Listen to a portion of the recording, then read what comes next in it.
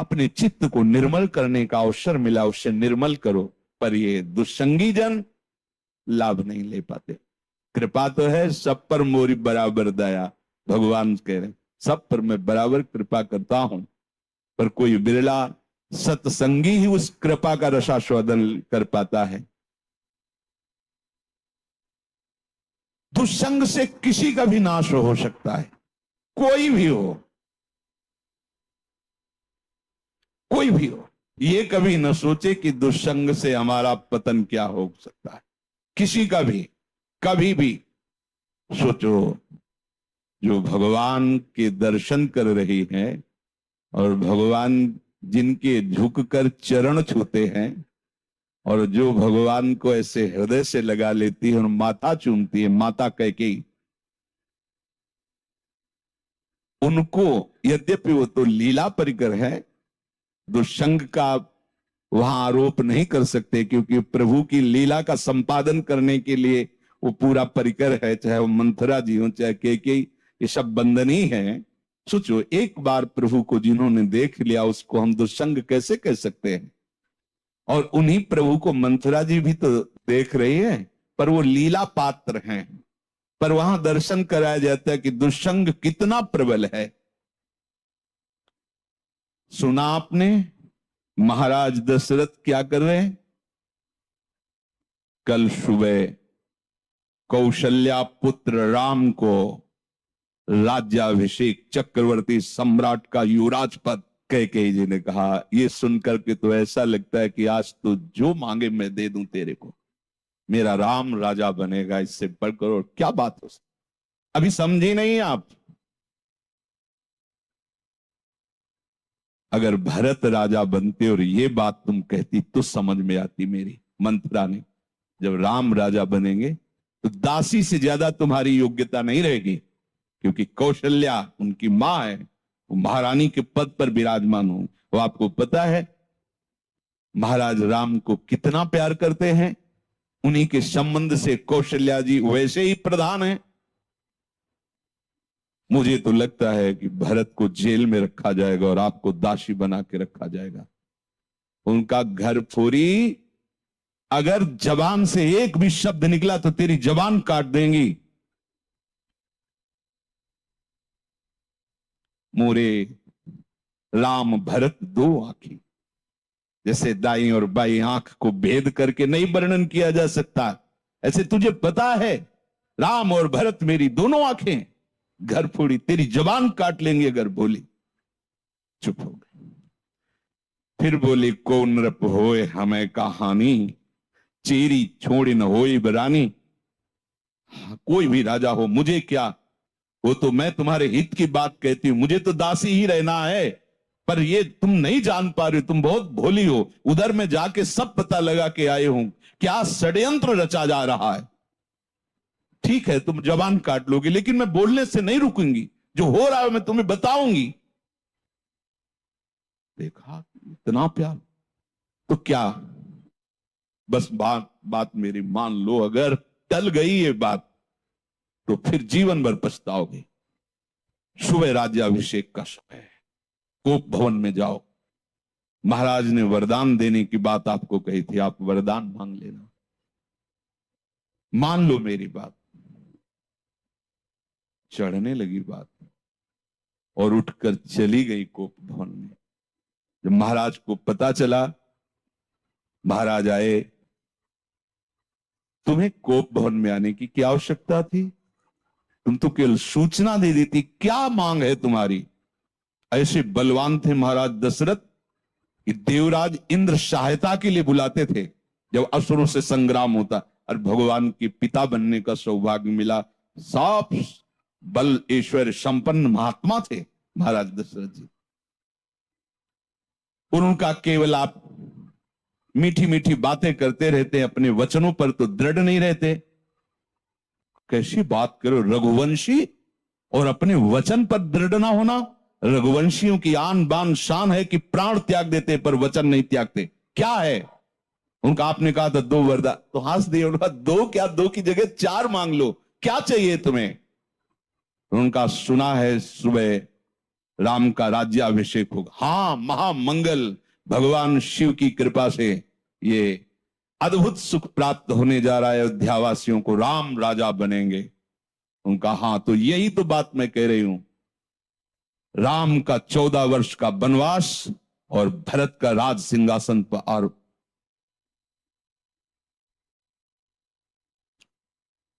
महाराज सोच भी नहीं सकते थे, ऐसी अवाक रह गए, ये क्या। बस यही तो हम कह रहे हैं ना, मीठी मीठी केवल बातें करते हो। दशरथ जी ने कैकेयी जी के चरणों में हाथ रखा, वर्णन आया है, और कहा मेरे प्राण मांग लो तो देने में मैं हिचकूंगा नहीं, लेकिन राम को वनवास ऐसा मत करो।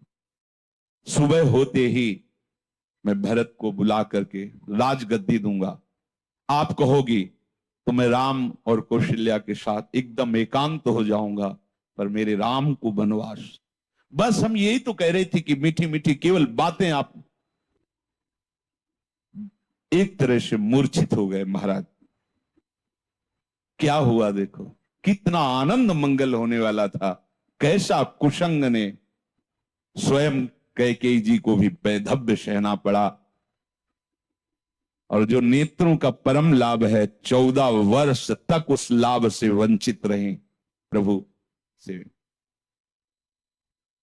दुष्संग हरि गुरु से ऐसे क्षण में अलग कर सकता है। बहुत जैसे सत्संग में सामर्थ्य है कि लौ मात्र का सत्संग स्वर्ग और भोग मोक्ष आदि का त्यागी बना सकता है, तो ऐसे कुसंग भी कम नहीं है। अगर वो सही कुसंग मिल जाए तो परम पद से भी भ्रष्ट करने का वो मार्ग रच सकता है। इसलिए कह रहे कि दुस्संगः सर्वथैव त्याज्यः। किसे हम समझे कि दुष्संग होने जा रहा है, तो शास्त्र कहता है यद्य शब्भिः पथि पुनः शिष्णोदर कृतोद्यमैः आस्थितो रमते जंतुस्तमो विशति पूर्ववत् सत्यम शौचम दया मौनम बुद्धि श्रीर्यशः क्षमा समो दमो भगश्चेति यत्संगाद्याति संक्षयम ते स्वशान्तेषु मूढ़ेषु खंडितात्म स्वसाधुषु संगम न कुर्याच्छोच्चेषु योषित क्रीड़ा मृगेषु च। जो केवल रसेंद्री के स्वाद में और जनेन्द्री के भोग में है, उसका कभी भी संग नहीं करना चाहिए। शिष्णोदर कृत्योद्यमई, जिसका सारा का सारा उद्यम केवल 2 इंद्रियों के पोषण में है, अच्छा अच्छा खाने को मिले और भोगने को मिले, सबसे बड़ा कुसंग। ये भगवद वाणी। यद सदभी पथि पुनः, सतमार्ग में चल दिया है पर पुनः वो भ्रष्ट हो जाएगा। यद्य सदभी पथि पुनः शिष्णोदर कृतोद्यमई, जो केवल अच्छा अच्छा खाने को मिले और भोग भोगने को मिले जनेन्द्री से, इतना ही उद्यम है। प्राय देख लो, इतना ही उद्यम है। खूब कमाओ और खाओ और भोगो, बस इतना ही जीवन है लोगों की। बच्चापन से लेकर और मृत्यु तक केवल इतनी ही चेष्टा है, खूब भोग संग्रह करो और उनको भोगो और मर के दुर्गति प्राप्त करो। शिष्णोदर कृतोद्यमई, जिनका उद्यम, जिनका प्रयास केवल 2 इंद्रियों के पोषण में है, ये खाया जाए, ये खाया जाए, ये पिया जाए, ऐसे भोग किया जाए, ये घोर कुसंग है भगवत प्राप्ति के मार्ग में।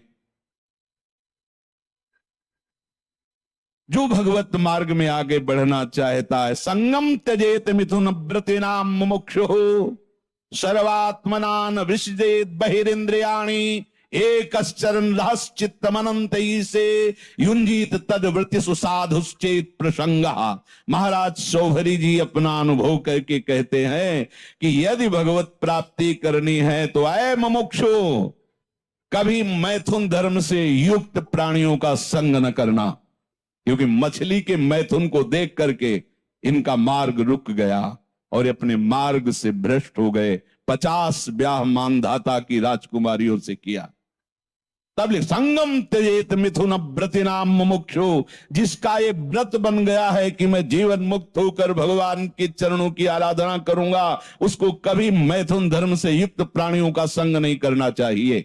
स्पष्ट आदेश है, संगम त्यजेत मिथुन व्रतिनाम मुमुक्षु सर्वात्मनान विसजेत बहिरिंद्रियाणी, अपनी इंद्रियों को बहिर्मुख मत होने दो, अंदर ही अंदर भगवत चिंतन परायण रहो। शिष्णोदर कृत्योद्यम ही जो हैं उनसे दूर रहो, जिनका उद्यम केवल रसेंद्रिय और जनेन्द्रिय के पुष्ट करने में है, ऐसे कुसंग का त्याग करो। जो नीच पुरुषों का संग कर लेता है, बड़ा रंग चढ़ता है, अजामिल सात्विक भाव वाला है, उत्तम कुल से है और अपने धर्म का आचरण करने वाला है, और आज भी वो यज्ञ के लिए ही समिधा लेने जा रहा है, लेकिन वहां वन में एक वैश्या के साथ एक धनी शूद्र बड़ी ही मलिनता पूर्वक आचरण करता दिखाई दिया। बस उस हाव भाव और उस चेष्टा को देख करके ये धर्म का त्याग करके और उसी वैश्या में ऐसे आसक्त हुए, केवल भगवान नारायण नाम के प्रभाव से बच गए, नहीं तो ऐसी दुर्गति होती। यम के दूत तो आए ही थे लेने, पुत्र के बहाने से नारायण निकल गया, बात बन गई। एक दृश्य ने अजामिल को, धर्म से युक्त निष्ठा वाले को परास्त करके घोर निंदनीय विषयों में फंसा दिया। एक दृश्य ने, मछली की मैथुन क्रीड़ा ने महाराज सौभरी को फंसा दिया। ऐसा न समझे कि आप के ऊपर कुसंग का प्रभाव नहीं पड़ेगा। हम देखते हैं एक चेष्टा ने वेश मंत्र मर्यादा सबका त्याग करवा दिया। कुसंग बहुत जोरदार है। अगर सत्संग जोरदार है तो कुसंग भी जोरदार है। अगर देवताओं में दैवी शक्ति है तो आसुरों में राक्षसी शक्ति है। खदेड़ देते, कभी कभी स्वर्ग से खदेड़ देते देवताओं को, भगवान आकर रक्षा करते हैं। ऐसे ही खदेड़ देता है दुस्संग कभी कभी सत्संगियों को, दौड़ा देता, भगा देता है। बहुत बड़ा बल है। जो ऐसे नीच पुरुषों की बहकावे की बातों में आकर क्या सुख है, मौज लो यार, जिंदगी मस्ती के लिए मिली। कहां बाबा लोगों के चक्कर में फंस के सब, अरे कुछ नहीं है, तुम्हें बता रहे कुछ नहीं है। जितनी जिंदगी मिली मौज से जी ले, काहे को टेंशन। हाँ, तो फिर पूरे विश्व में कोई टेंशन युक्त होना ही नहीं चाहिए, क्योंकि सब मौज में लगे। जीवों की हत्या करके उनका मांस खाना, मदिरा पीना, व्यभिचार करना, नए नए व्यभिचार करना, तो सबको मस्त होना चाहिए। अगर हमको ये दिखाई दे कि तुम्हारी बात सत्य है तो हम सुने, सब टेंशन में है। कोई भी प्रभु को साक्षी करके बोले कि भजन के बिना किसी का हृदय शांत हो गया है, तो मुझे एक भी व्यक्ति विश्व में नहीं, ये महापुरुषों ने देखा है अपनी दिव्य दृष्टि से। स्वयं भगवान कह रहे, भोगों को भोगने वाला अशांत होता है, वो अशांतस्य कुतः सुखम। जो अशांत है, जो आशाओं की भोगों की फांसी में बंधा हुआ, वो कहां सुखी हो सकता है। ये दुष्ट जन ऐसी प्रेरणा देते हैं। इनके संग से ध्यान दीजिए, सत्यम शौचम दया मौनम बुद्धि श्री धीर यशा क्षमा समो दमो भगश्चेति यत् संगाद्याति संक्षयम। जहां इन दुष्ट पुरुषों का संग मिला, सत्य गया, सत्य मार्ग छूट जाएगा। ऐसा है बहुत। जैसे सत्संग की महिमा है, ऐसे दुस्संग की महिमा है। महाप्रभु चैतन्य देव भगवान के साक्षात स्वरूप हैं, प्रेमावतार हैं, और कृष्णदास नाम का सेवक, महाप्रभु ने उसको ही संग चलने के लिए कृपा करके अनुमति दी थी तीर्थ यात्रा में। और जब कुसंगियों का संग मिला तो इसने महाप्रभु को छोड़ दिया। महाप्रभु ने अपने तेज बल से उसकी रक्षा की, भगवत तेज बल से, नहीं तो वो उनके पक्ष में हो गया था और वो महाप्रभु के ऊपर भी प्रहार करने तक के लिए उद्यत हो गए थे और भगवत तेज से रक्षा की उसकी। तब समझ में आता है कि भगवान के पास से भी कुसंग घसीट सकता है। अगर कुसंगियों की बातें सुनी जाए, कुसंगियों की बात का अगर श्रवणेंद्री के द्वारा हृदय में पहुंचने का अवसर मिल जाए तो भगवान के पास से भी दूर कर सकता है। देख लो, महाप्रभु में और प्रभु में कोई अंतर नहीं, प्रभु से बढ़कर महाप्रभु है। प्रभु के होते हुए भी उनसे प्रेम नहीं हुआ, पर महाप्रभु के दर्शन मात्र से श्री कृष्ण प्रेम होना, ऐसा आचार्यों ने, महापुरुषों ने गाया है। पावत ही तिनको दरस उपजय भजनानंद, बिन ही श्रम छुट जाए सब जे माया के फंद, गौड़ देश सब उद्धर प्रगट कृष्ण चैतन्य, तैसे ही नित्यानंद हो रस में भय अनंत। दर्शन क्या वो उच्छिष्ट पाता था, महाप्रभु के साथ चलता था, पर कुसंग कितना भारी। ओहो, सत्य मार्ग छूट जाएगा, पवित्रता नष्ट हो जाएगी, दया, मननशीलता, बुद्धि, लज्जा, श्री, कीर्ति, क्षमा, मन का वश में रहना, इंद्रियों का वश में रहना और भागवतिक सद्गुण, ये सब नष्ट हो जाएंगे दुस्संग से। अशांत चित्त, मूर्ख, नष्ट बुद्धि, भोगों के खिलौने बने हुए इन शोचनीय असाधु दुष्ट पुरुषों का संग कभी भी भूल कर नहीं करना चाहिए। दुसंग का त्याग बिल्कुल अत्यंत आवश्यक है, चाहे वो कोई भी हो। जाके प्रिय न राम वैदेही, तजिए ताहि कोटि बैरिशम, यद्यपि परम स्नेही। कोई भी हो, अगर दुसंग है और मां है तो भी नहीं बोलना, ये सबको पचेगा नहीं। जब भरत जी ने सुना कि मेरे प्राणाराध्य भगवान को वनवास मेरी मां के वचनों से हुआ, मेरे परम कृपालु परम प्रेमी पिता का शरीर त्याग मेरी मां के वचनों से हुआ, तो जे ही ननिहाल से आए तो दौड़ कर कैकेयी मां मिलने के लिए आई तो रोक दिया। और शब्द जो बोला वो बहुत ही कठोर बोला, पापिनी, आज के बाद तेरा कभी भरत मुख नहीं देखेगा। 14 वर्ष व्यतीत होने के बाद जब प्रभु पधारे तो सबसे पहले कैकेयी मां के पास गए। बड़े करुणा में मर्यादा पुरुषोत्तम, हृदय से लिपट कर कैकेयी जी रोई और कहा, बेटा एक इच्छा है, जब से ये लीला हुई तब से आज तक भरत ने कभी मां नहीं, तुम आदेश करोगे तो एक बार वो मां कह देंगे तो मेरा हृदय जो जल रहा है शांत, एक बार केवल मां कह दे।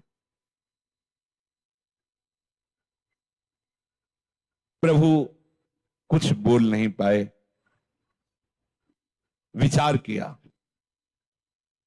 भरत जैसे महाभागवत एक बार जो निश्चय कर ले उसे टाला नहीं जा सकता, और भरत मेरी आज्ञा को नहीं टाल सकता। अब ऐसी परिस्थिति में निश्चित वो प्राण त्याग देगा। अगर हमने कहा कि कैकेयी जी को मां बोल दो तो मेरी आज्ञा उल्लंघन नहीं करेगा, और निश्चय इतना प्रबल है इसलिए दोनों बातों की रक्षा के लिए प्राण त्याग देगा। दूसरे भगवान ने कहा ही नहीं, जीवन में कभी मां नहीं कहा। साष्टांग प्रणाम करके हाथ जोड़कर ग्रीवा झुकाकर खड़े होते थे प्रहलाद जी हिरण्यकश्यप के सामने। जब उसने भगवान श्री हरि की निंदा की तो दैत्यराज कह के संबोधन किया, पिताश्री कह के संबोधन नहीं किया। जाके प्रिय न राम वैदे, कोई दुष्संग कहीं भी हो सकता है, बता रहे हैं, वृत्ति से हो सकता है, व्यक्ति से हो सकता है। तो प्रभु कह रहे हैं, स्वयं ये भगवान के वचन है कि बरु भल बास नरक करताता, दुष्ट संग जन देई विधाता। भले नरक का वास हो जाए तो अच्छा है, उससे पाप क्षीण होंगे, लेकिन दुष्ट का संग ठीक नहीं। दुष्ट का वास, दुष्ट का संग, दुष्ट से मित्रता, दुष्ट से संभाषण बिल्कुल ठीक नहीं। बरुभल बास नरक करता, भले नरक में हमें बास मिले लेकिन दुष्ट का संग ना मिले। दुष्ट संग से केवल दुराचारी मनुष्यों का ही संग नहीं समझना चाहिए। अपनी इंद्रियां अपने मन की पेशगी भी दुष्ट संग है। ये जो हमारा मन भगवत भजन के विपरीत प्रेरणा कर रहा है, ये बहुत सुंदर है, ये अच्छा है, ऐसा देख लें, वो सुन लें, वो भोग लें, ये भी दुष्ट संग है। ये इंद्रियां दुष्ट हैं, ये मन दुष्ट है, जब तक ये संतुष्ट नहीं हो जाते। और इनके संतोष होने का एक ही कारण भजन, दूसरा नहीं। माता देहूती जी भगवान कपिल देव जी से कहती हैं, भगवान भोगों को भोगते हुए दुष्ट इंद्रियां कभी तृप्त नहीं हुई, आज भी चला रहे। जबकि महान योगेश्वर से संपन्न भगवान करदम जी ने ऐसी रचना रची थी, तो कपिल देव जी से कह रहे कि भगवान ये दुष्ट इंद्रियों के द्वारा ऐसे दिव्य भोगों को भोगने पर भी आज तक तृप्ति नहीं। ये दुष्ट शब्द उच्चारण किया इंद्रियों के लिए, ये मन बड़ा दुष्ट है। जब तक ये भगवदाकार नहीं हो जाता तब तक अपना मन, अपनी इंद्रियां, इनसे सावधान रहे। ये कुसंग है। हर बात मन की मानना, इंद्रियों की मानना, हर बात मन और इंद्रियों की अपनी मानना, ये बहुत घाटे का सौदा है।